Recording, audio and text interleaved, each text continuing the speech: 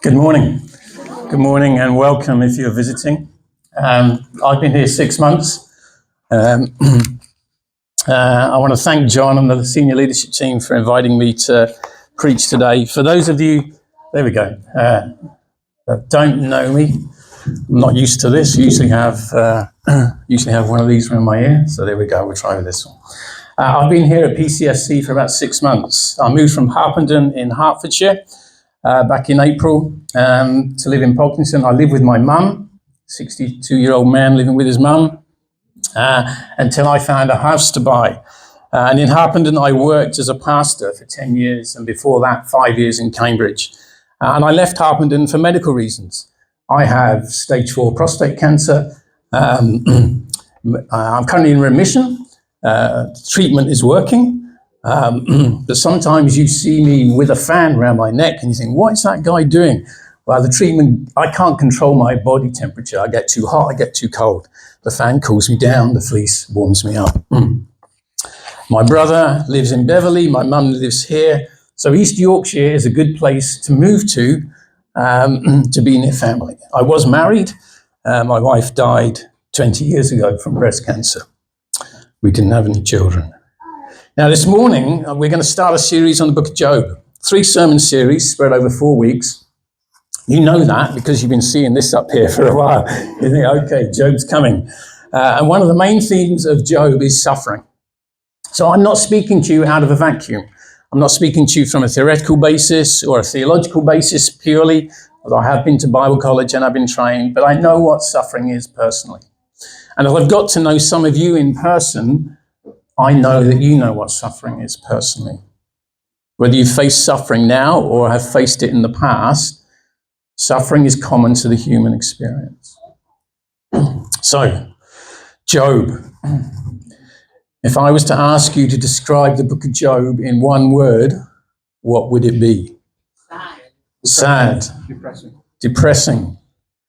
Go ahead, just shout out one word at a time. I do this, by the way. You're going to have to get used to it. There's a bit of back and forth when I preach. Okay, so carry on. Confusing, okay. Restored. Sorry? Restored, thank you. Loss, yeah. This is, I made a list of 12 keywords. I was going to do a word cloud. Young people know what word cloud means. I'm not sure, but anyway, let's see if the clicker works. I threw a lot of technical stuff here this morning. Remote control, this is mine, brought it with me, my little toy, and a PowerPoint. Okay, let's move the next one on then, please. Keywords in the book of Job, and go again. Okay, so these are some of the keywords that I listed when I thought about Job. Suffering, wicked, righteous, God, accuser, also called Satan in Hebrew. Job, he's got friends who turn out to be not such good friends, but we'll get to that next week. There are speeches, there are questions, there are justice. There's a question of justice, there are words, and above all, there is wisdom. The book of Job is about wisdom. Wisdom. It's found in the section in the Bible on wisdom literature. Job, Psalms, Proverbs, Ecclesiastes, Song of Songs. And we just have to look around the world and know the world is not perfect. We see natural disasters. We see evil people commit crimes and appear to get away with it. We know the world is broken by sin. We know that creation is broken. Men and women are broken. How badly does sin affect us? How badly does sin affect the world? And we need something in the Bible to explain this, and we get the story of Job. Ecclesiastes helps too, but we're going to focus on Job. And Job shows that suffering can happen to innocent people. You can live and get everything right. Any farmers here in farming land? Okay, I won't use that analogy. We're watching Clarkson's farm recently. Whatever you think about Clarkson, you can plow the fields and you can harvest, but if you don't get the rain at the right time and the sun at the right time, all your hard work is for nothing. And some of us might have that experience in our own lives. So we're going to have a look at Job, but before we do, a word of caution.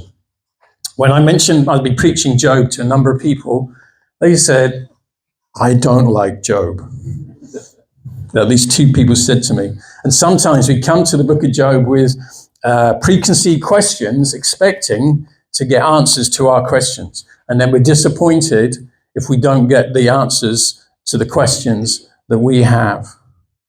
And so I'm going to suggest a posture to adopt when we read the book of Job, and instead of having our preconceived questions, is to say, what is this book going to teach me about suffering? What is this book going to teach me about wisdom? Because it is wisdom literature. What will God speak to me today by his Holy Spirit as we look at this book? Don't come to Job with the posture of, okay, God, I've got several personal questions about suffering, and I want you to answer my questions, because then you're God. You put yourself on a throne. If you come to Job with this approach, I think you'll be disappointed. Okay, let's get started. That was a long introduction. Let's get started. Job chapter 1. Let's read together. You're going to have to do this for me. Okay, Job chapter 1. In the land of Oz, there lived a man whose name was Job. This man was blameless and upright. He feared God and shunned evil. He had 7 sons and 3 daughters, and he owned 7,000 sheep, 3,000 camels, 500 yoke of oxen, 500 donkeys, had a large number of servants. He was the greatest man among all the people of the East.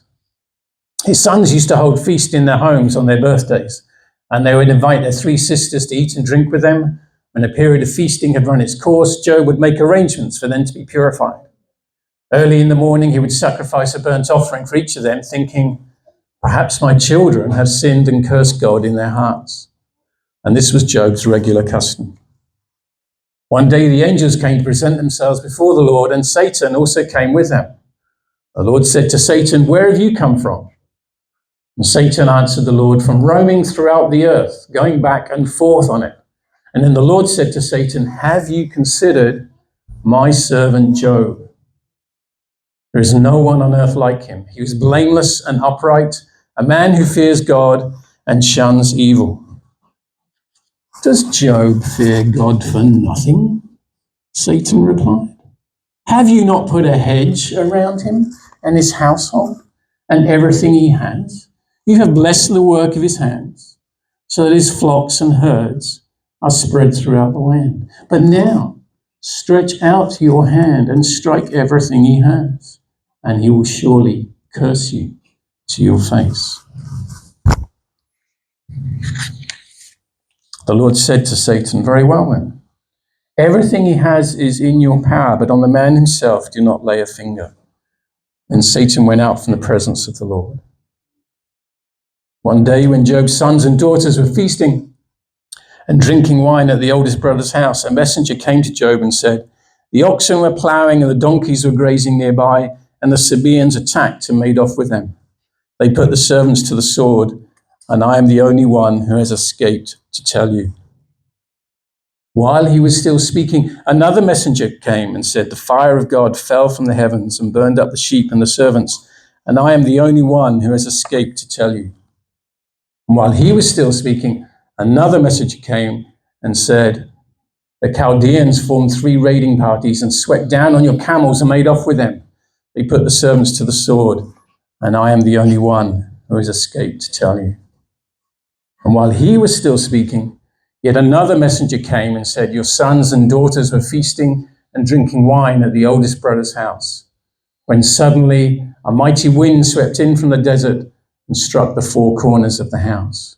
It collapsed on them and they are dead, and I am the only one who has escaped to tell you.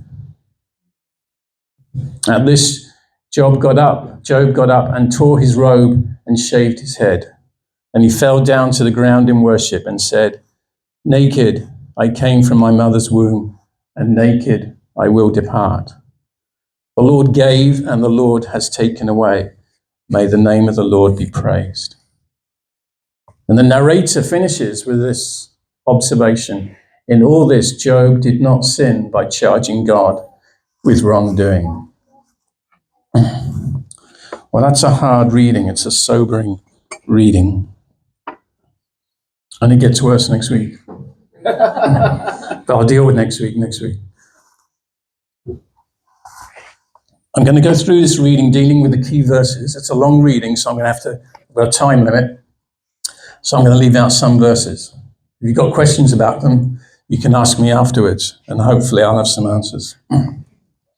But first, I want you to notice, how is Job described? Job, verse 1, Job was blameless and upright. He feared God and shunned evil. What do those words, blameless and upright, mean? Blameless and upright. I want you to think of someone who has integrity, whose word is their bond, who's not deceitful, nor is she twisted. He's not a schemer. That's the meaning of blameless.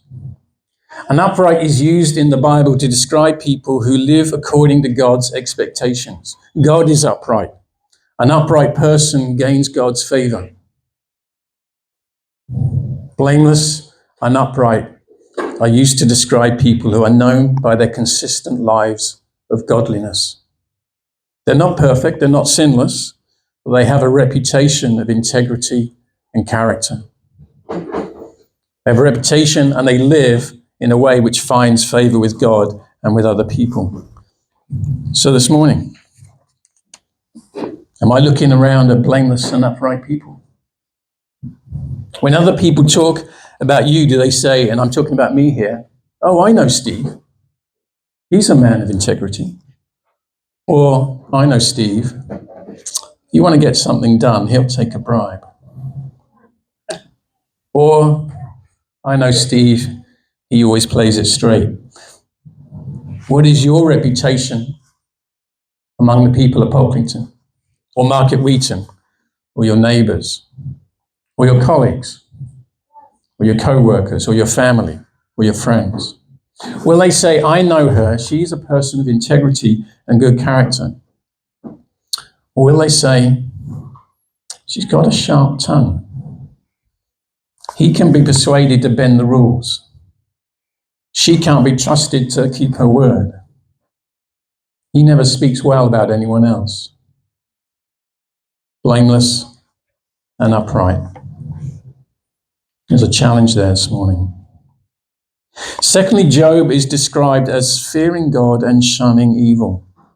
Now, what does this fearing God mean? The phrase fearing God. It can be misunderstood. It's not, I'm afraid that God might strike me down with lightning if I get something wrong. Therefore, I better do what he says.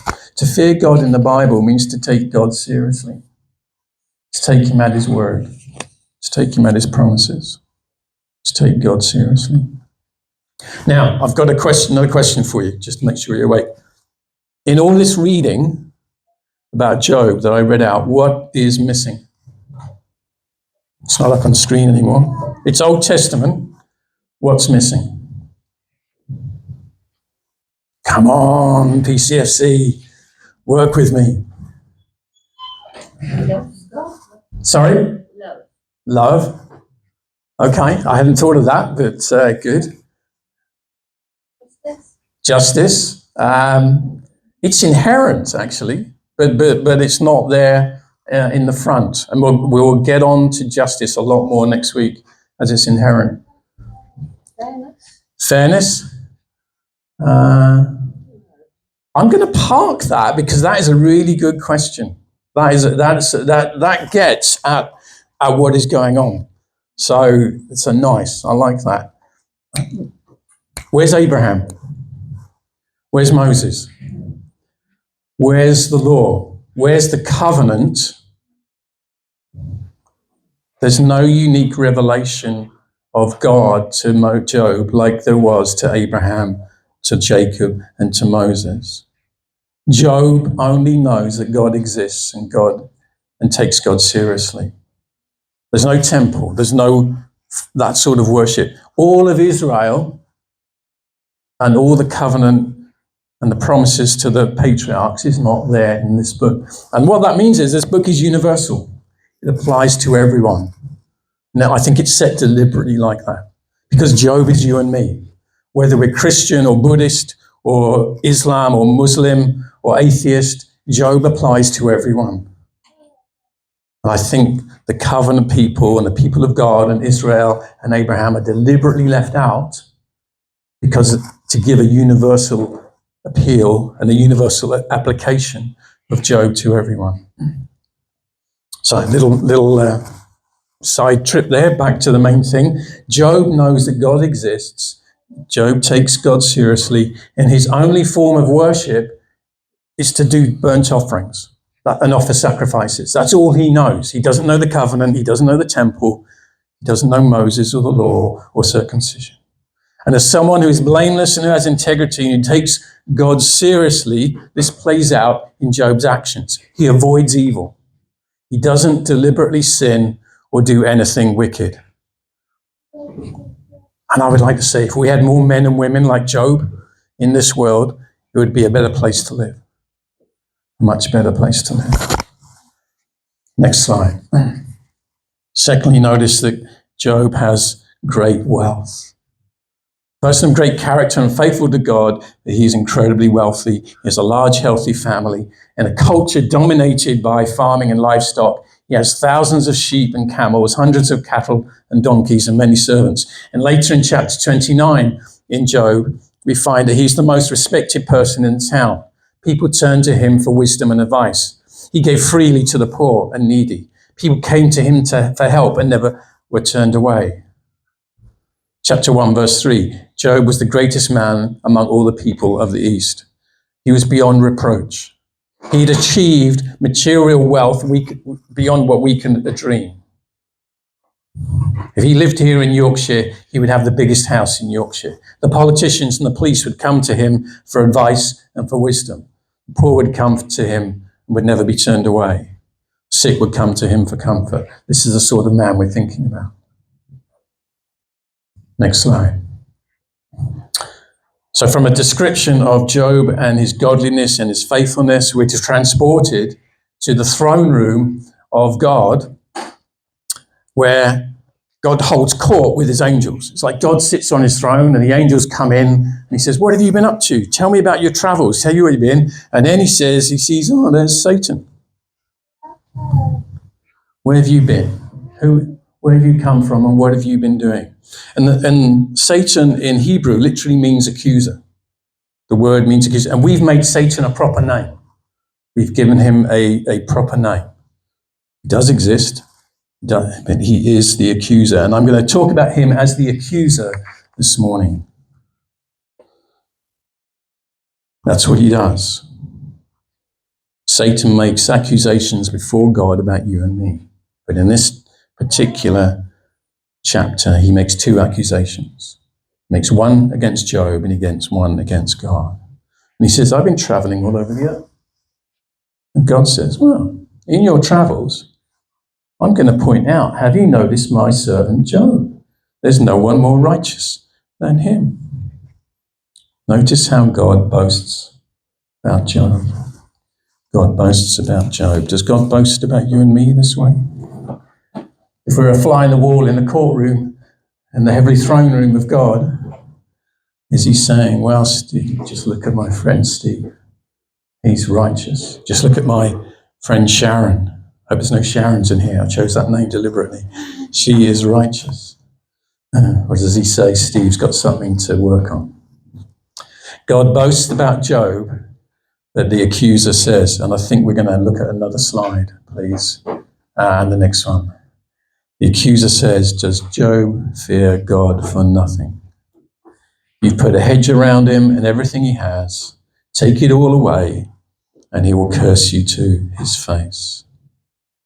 So when God praises Job, Satan's response is that Job loves himself, Job, and he's only using God for himself. That's the accusation.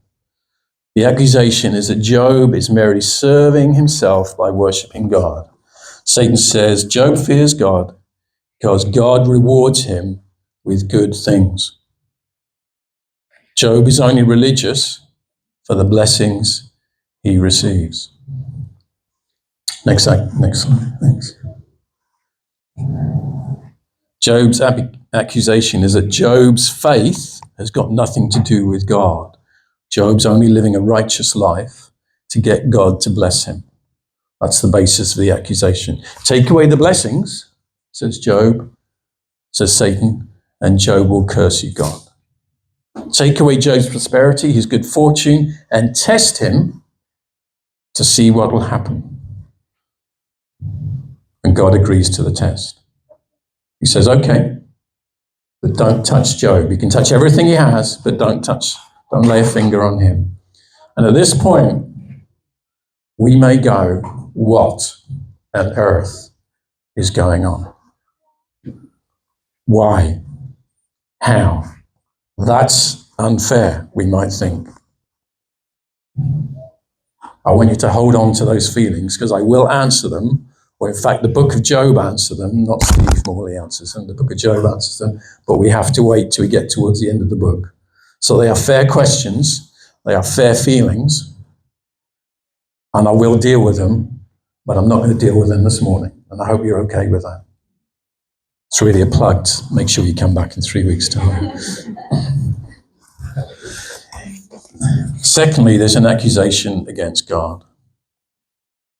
Behind Satan's accusation that God operates the world on a basis that if you and I do good things and live a religious life, God will reward us, Satan is saying God has skewed the world in a way that people will praise him in order to get what they want. And so Satan's saying God's motivation is also suspect. Satan's saying, you, God, have put a big, juicy carrot in front of everyone so that they will worship you. If you worship me, I will bless you. That's the accusation. That's what you've done with Job, and that's what you do with the whole of the earth. That's how you operate the world system. And it's no wonder people are religious, because God, you've set up the world up to run this way. That's Satan's argument. Next slide. Sorry, you're ahead of me. Sorry, well done. So the accusation against God is getting to one of the key issues in this book of Job. And it raises questions about God's justice. Who said justice? Raises questions about God's justice. How does God run the universe? Is it the good get rewarded and the wicked get punished? Or is there something else going on? How does God run the universe? And we'll get to that next week. And that's what's frustrating for many of us. Because we see the test which God subjects or allows Job to go through, and we think it's unfair, and we want the answers. But the answers come later in the book, not in chapter 1 or chapter 2. And in fact, chapter 2 onwards, it's about 40.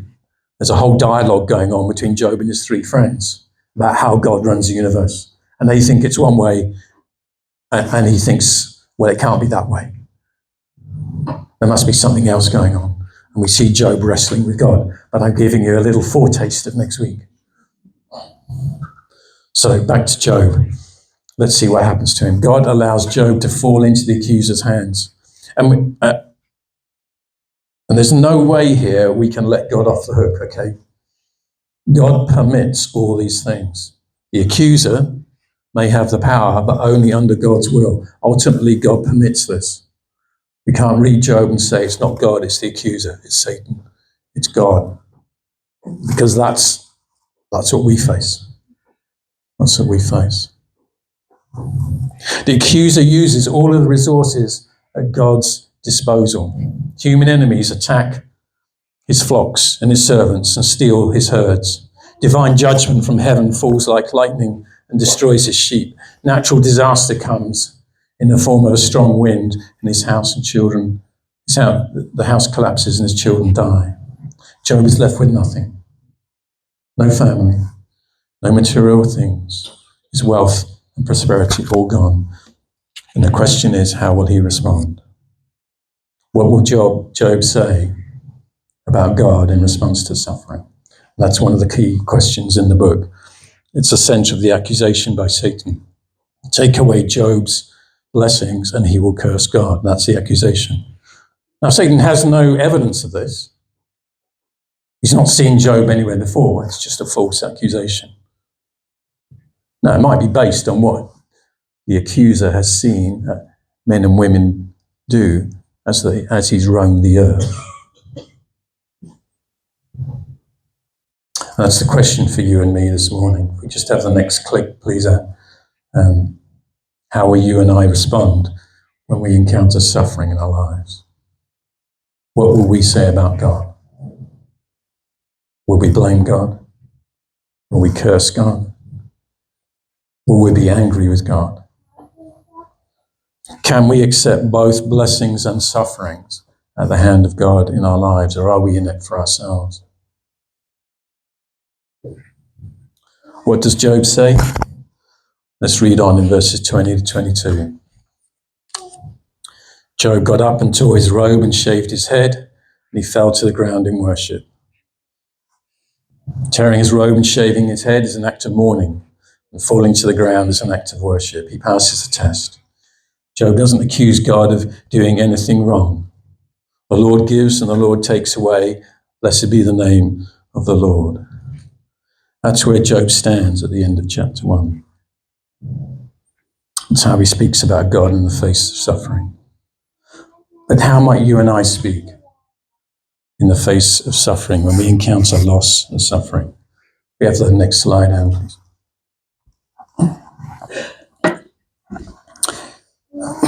A personal story. 20 years ago, after I gave the eulogy at my wife's funeral, I quoted these words from Job. The Lord gives and the Lord takes away. Blessed be the name of the Lord. I don't know how I managed to say those words because I was tearing up inside. I was so full of grief, I was on automatic pilot. Maureen died and we held her funeral just 3 days later. She's buried in a cemetery in a small town in Northern Virginia in the USA. Maureen was American and we lived near her family in Virginia to be close to her and close to them for support during the last few years of her life. And I only get to visit Maureen's grave when I return to the Virginia to see family and friends. I was there last month in September, and it was the first time I'd been back in 10 years. I was 5 days in Virginia, and the middle day I'd set aside to visit her grave. And I've got a pattern for this now. I borrow some secateurs so I can cut back the grass around her headstone.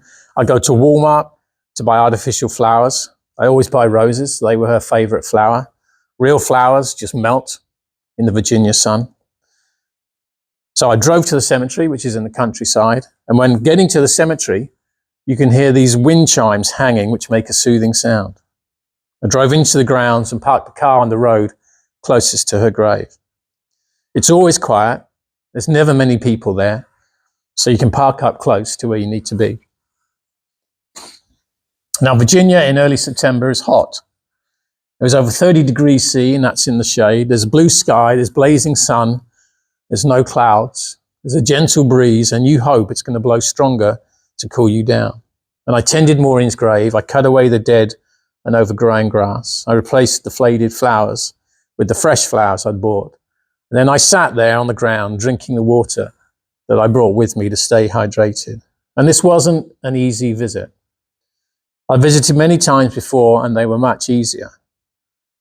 I've never been angry at God for Maureen's death, even though she died when she was 39. But on this visit, I found the tears coming. And I couldn't help thinking that I'd been robbed. Maureen died only 3 years after we were married. She was beautiful, kind. She loved Jesus. She loved me. We were a great fit. She wanted to be a pastor's wife. I wanted to be a pastor. And marriage was easy for us. We were in love. We hardly ever argued. But the breast cancer returned, and after 3 years of treatment, she died. And on this visit, as the tears rolled down my face, I found myself shouting, I've been robbed. Robbed. Robbed of 20 years of her being by my side as my wife. Robbed of 20 years of joy, laughter, and companionship of someone who fitted me perfectly. Robbed, robbed, robbed. And I ranted like that until I was worn out.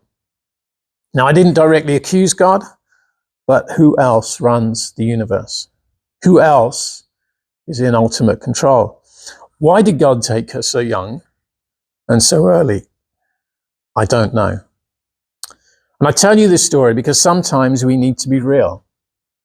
There are times when we can be like Job at the end of chapter 1, praising God in the face of suffering. But it's not Job's final position. Chapter 2 is to follow. And when we look at that next week, we'll find Job really struggles and cries out to God in his suffering.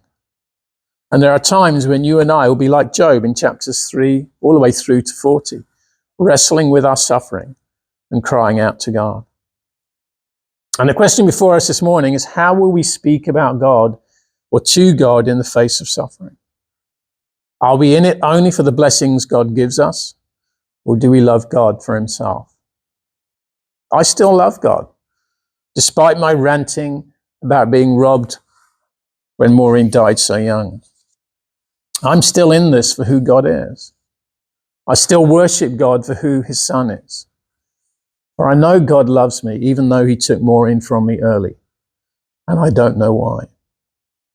I know that Jesus died for me and he loves me, and I hold on to that.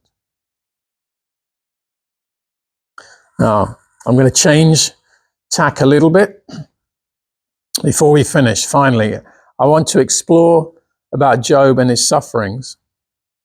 One more thing to you. When we consider Job, we get a foretaste of Jesus. Job was the most righteous man who walked the earth in his time. Jesus was the only man who was sinless, who lived the perfect life, fulfilling all the law of Moses. Job was an innocent man who suffered great loss. Jesus was an innocent man who suffered to the point of death. Where Job is righteous, Jesus is more righteous. Where Job suffered, Jesus suffered even more.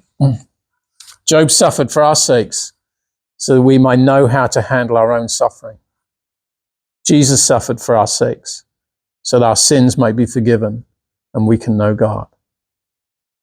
At the end of the book of Job, we will find that Job is restored after his suffering.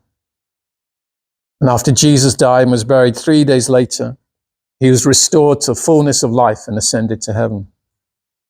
The suffering and the struggle of the innocent Job anticipates the greater suffering and the greater restoration of the Son of God in the New Testament.